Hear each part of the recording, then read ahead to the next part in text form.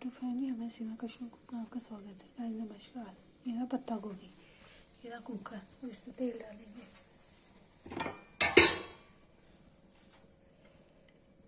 ये देखिए, तेल गर्म हो जाएगा फिर पत्ता गोभी डालेंगे। जैसे कि डाल दिया।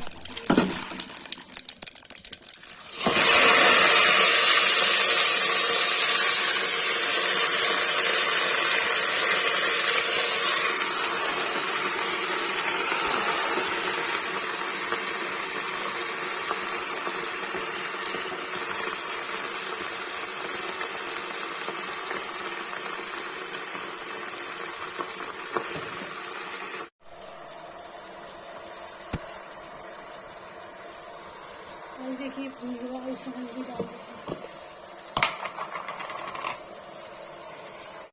हल्दी का हल्दी और दाल भी डाल दिया।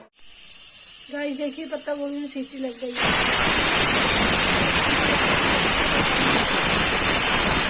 गाइस देखिए मेरी पत्ता गोभी की सब्जी तैयार हो गई। जिसको वीडियो अच्छी लगी हो लाइक कमेंट शेयर सब्सक्राइब जो करे।